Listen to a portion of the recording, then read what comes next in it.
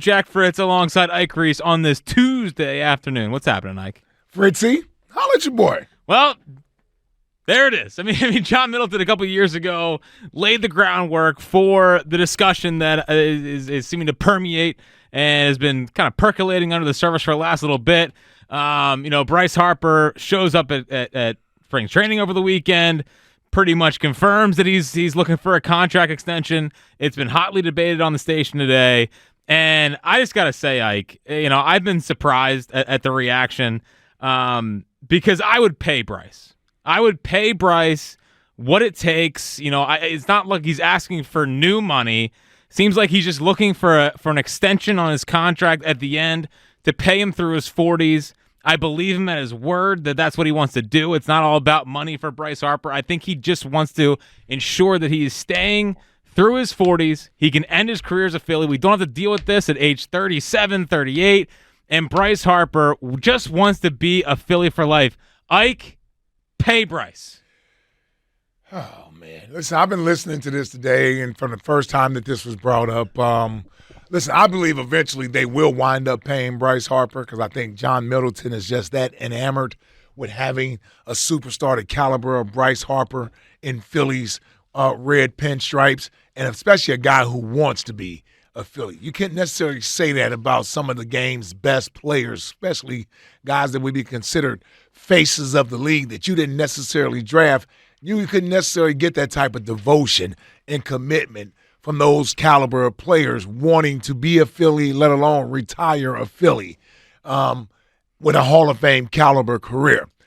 All of that being said, and I love Bryce Harper. I do. We know he's the top listener of the show. That goes without doubt. There is prejudice here. When it comes to Bryce Harper, I am not ashamed of saying that.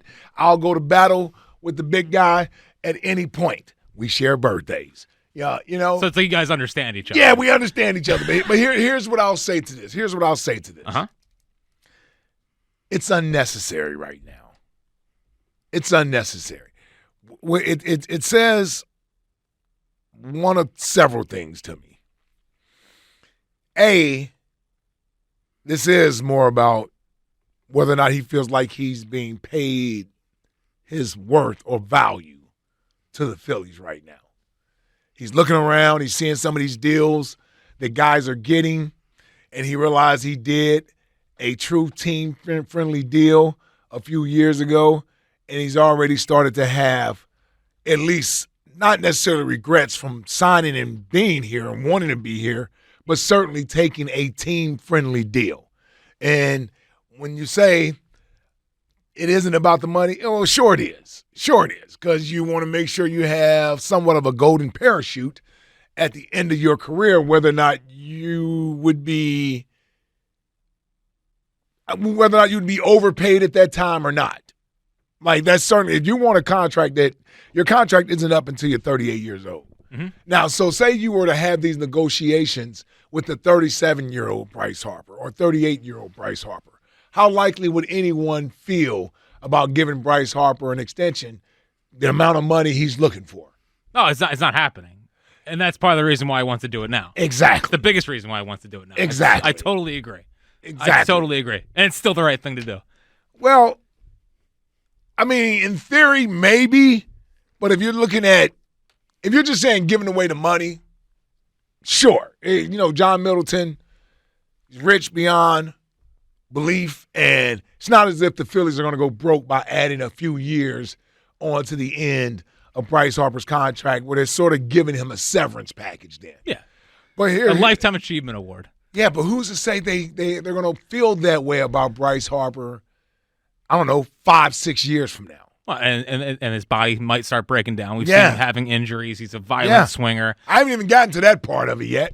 I'm just on the surface of, even at the age of 38 years old, let's say, what type of player is he at 38 years old? Would you be looking to give a 38-year-old baseball player this type of extension at that time? No, he's in all likelihood, unless he's just a freak, he's going to be a diminished baseball player. Yeah, and I think we know why he's looking for it now, because he's looking to catch while the iron's hot and try to get the most money he can.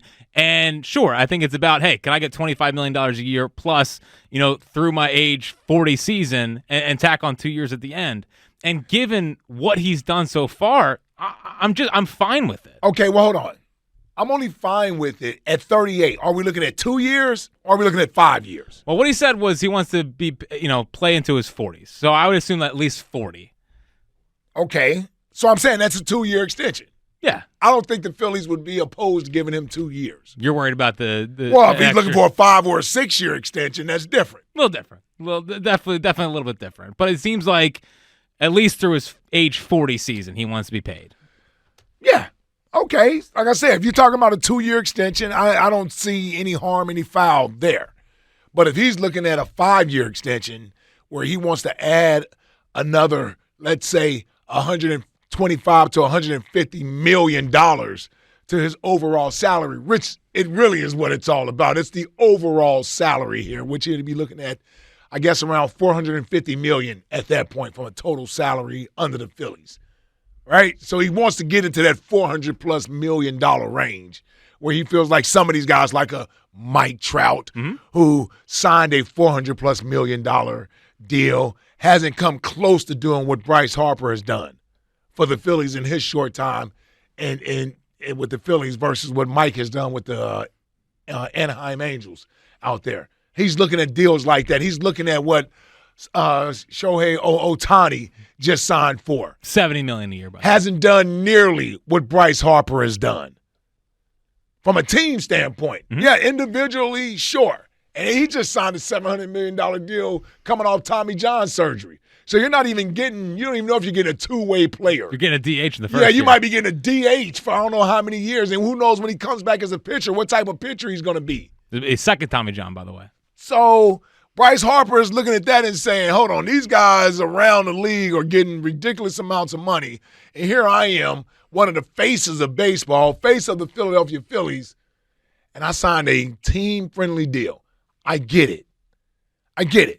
If it's a 2-year extension, I don't have a problem with it. Because that's what, 50 more million, 50, 60 more million he's looking for? By the way, I think he's 27th in baseball on average annual value. He's 27th?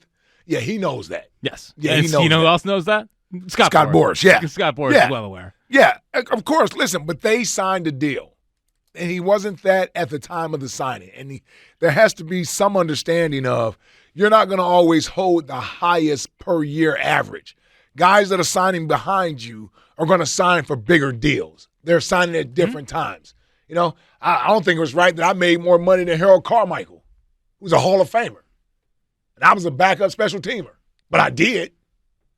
So, and plenty of other guys that played during that time because I came at a later time.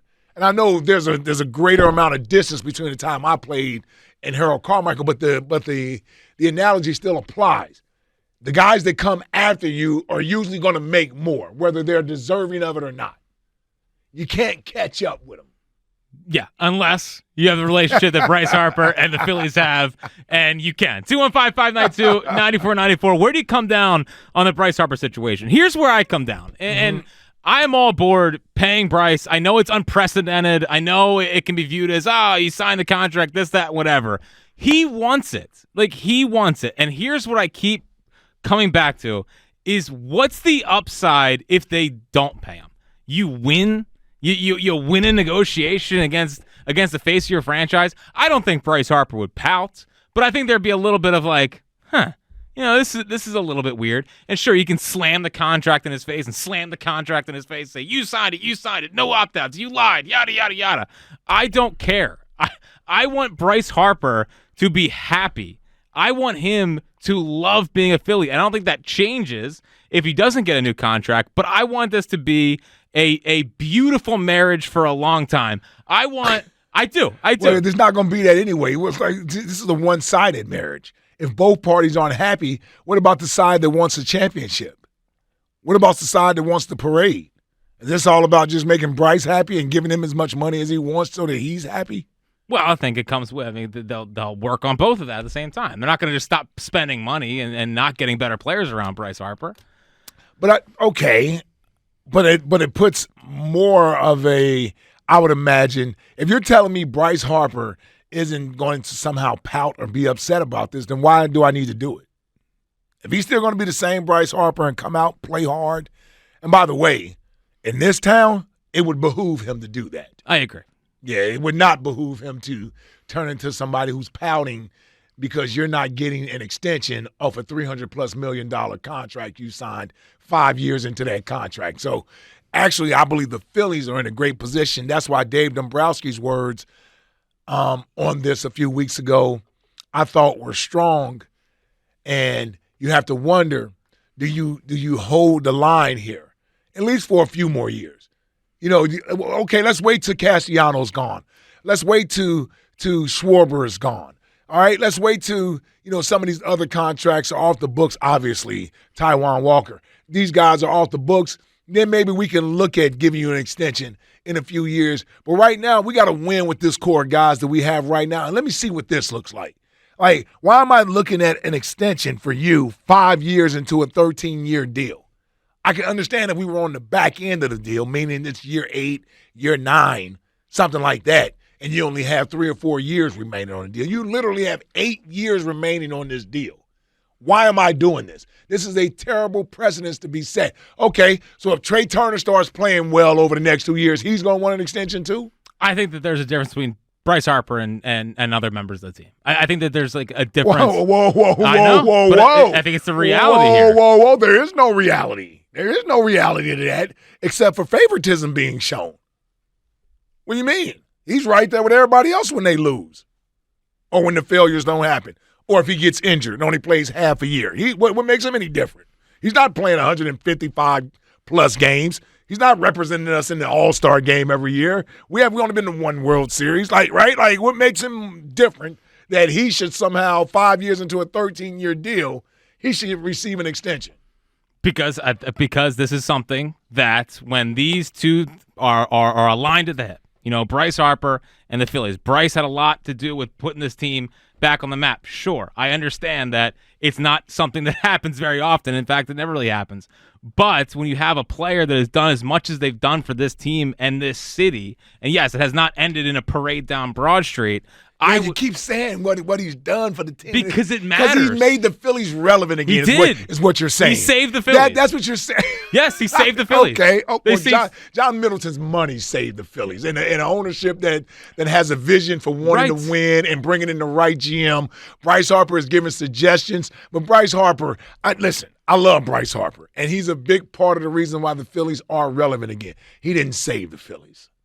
What they did was brought in somebody who knew what the hell they were doing that wasn't Andy McPhail and Matt Klentak, right? They got a real GM in here that understands how players fit, how to build a championship roster and everything else. That's what they've done. And the willingness of the owner to give that GM that support and let a baseball guy do it.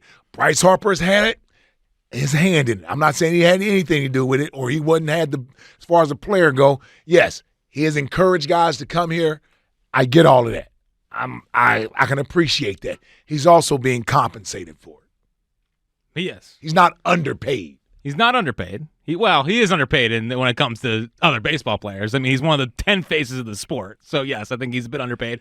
I understand he signed the contract. $300+ million. It's hard to say a guy's underpaid. Listen, I know for the common man, the common folk, it's not exactly, it's hard to get all worked up about. But it's what he wants. And I can hear it happening there. I can hear it happening on the phone lines. I can feel this becoming a story and a thing. And that's why they got to do it. Just get it over with. I'm sorry that he wants a contract extension. I'm sorry that he wants that thing. But I don't need this turning into animosity towards Bryce Harper. I think that would be a lose-lose for everyone involved.